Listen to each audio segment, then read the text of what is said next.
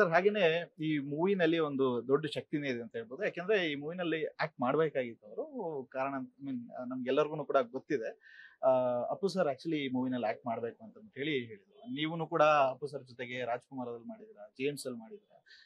Appu sir ಅವರ last movie ಆಗಿತ್ತು.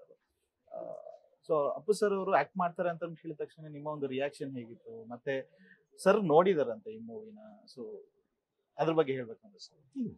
ಅವ್ರಿಗೆ ಇದ್ರದ್ದೊಂದು ನಮ್ಮ ಭರತ್ ಜೈನ್ ಅವರು ಇದನ್ನ ಅಪ್ಪು ಸರ್ ತಿಳಿಸ್ತಾರೆ, ಇದ್ರದ್ದು ಸಿನಿಮಾ ಸರ್ ಈ ಥರದೊಂದು ಪಾತ್ರ ಇದೆ, ಎಜುಕೇಶನ್ ಬಗ್ಗೆ ನೀವು ಹೇಳ್ಬೇಕು ಅಂತ. ಹೌದಾ, ನೋಡ್ತೀನಿ ಕೊಡಿ ಅಂತ ನೋಡಿದಾರೆ. ಅವಾಗೇನು ಪಾಪ ರೆಕಾರ್ಡಿಂಗ್ ಆ ಥರದ್ದು ಏನು ಆಗಿರಲಿಲ್ಲ, ಹಂಗೆ ನೋಡಿದ್ರೆ ಒಂದು ಕಾಣುತ್ತೆ ಅಥವಾ ಒಂದು ಸ್ವಲ್ಪ ಆಗಿತ್ತು ನನಗದು ಹೇಳಿಲ್ಲ. ಆಮೇಲೆ ಫೋನ್ ಹಿಂಗೆ ಹೇಳಿದ್ರೆ ಸರ್ ಇದ್ರದ್ದು ಏನು ಏನು ನನಗೆ ನೋಡಿದೆ, ಇದು ಮಕ್ಕಳ ಸಿನಿಮಾನೂ ಹೌದು ದೊಡ್ಡವ್ರ ಸಿನಿಮಾನೂ ಹೌದು ಇದು ಅಂತಂದ್ರು. ಹೌದು ಸರ್, ಆ ಥರದ್ದೇ ಎರಡು ಮಾಡಿದ್ದಾರೆ ಅಂತಂದ್ರು.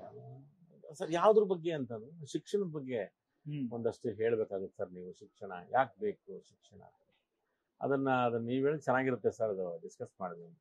ಅಯ್ಯೋ ಹೌದಾ ಅಂದ್ಬಿಟ್ಟು ಸರಿ ಅಂದ್ಬಿಟ್ಟು ಅದ್ರ ಸ್ಕ್ರಿಪ್ಟ್ ಗಿಫ್ಟ್ ಎಲ್ಲನೂ ಅದು ಏನು ಪ್ಯಾಟರ್ನ್ ಇರುತ್ತೆ ತರಿಸ್ಕೊಟ್ಟಿವಿ ಸರ್. ತರಿಸ್ಕೊಂಡು ನೋಡ್ಬಿಟ್ಟು ಮಾಡ್ತೀನಿ ನಾನು ಇದನ್ನ ಮಾಡ್ತೀನಿ. ಎಜುಕೇಶನ್ ನಾನೇ ಓದಿದ್ದು 3ನೇ ಕ್ಲಾಸ್, ನಾನೇ ಓದಿಲ್ಲ, ನಾನೇ ಸ್ಕೂಲ್ಗೆ ಹೋಗಿಲ್ಲ.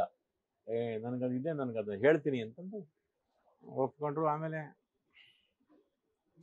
29 ಸೊ 26ಕ್ಕೆ ನಿಮ್ ಜೊತೆ 26ಕ್ಕೂ 25ಕ್ಕೂ ನಾನು ಶಿವಮೊಗ್ಗ ಹೋಗ್ತಾ ಇದ್ದೆ ಮಾತಾಡೋದು.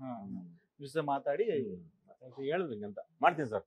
ಎಜುಕೇಶನ್ ನಾನು ಓದಿಲ್ಲ, ನಾನು ಅದನ್ನ ಪಾಪ ಎಲ್ಲ ಮಕ್ಕಳಿಗೆಲ್ಲ ಸಿಗುತ್ತೆ, ನನಗೆ ಸಿಗ್ಬೇಕದು. ಹೌದು, ನನ್ನ ಆಸೆ ಅದು. ನಾನು ಮಕ್ಕಳಿಗೆಲ್ಲರಿಗೂ ಅದು ಹೇಳ್ತೀನಿ. ನನಗೆ ಅವ್ರ ಮಕ್ಕಳಿಗೆ ಸಂಬಂಧಪಟ್ಟಿದ್ದು ಏನ್ ಹೇಳಿದ್ರು ಖುಷಿ ಆಗ್ಬಿಡು ಮಕ್ಕಳು. ಯಾಕಂದ್ರೆ ಅವ್ರಿಗೆ ಮಕ್ಕಳ ಸಮೂಹ ದೊಡ್ಡ ಸಮೂಹ ಅಲ್ಲ, ಮಕ್ಕಳು ಹುಡುಗರು ಎಲ್ಲರಿಗೂ ದೊಡ್ಡ ಮಕ್ಕಳಂದ್ರೆ ಸಿಕ್ಕಾಬಿಟ್ಟು ಅಪ್ಪು ಸರ್ ತುಂಬಾ ಇಷ್ಟಪಡೋದು. ಅವ್ರಿಗೆ ಹೇಳೋದಲ್ವಾ ನಾನು ಮಾಡ್ತೀನಿ ಅಂತ ಅಂದ್ರು.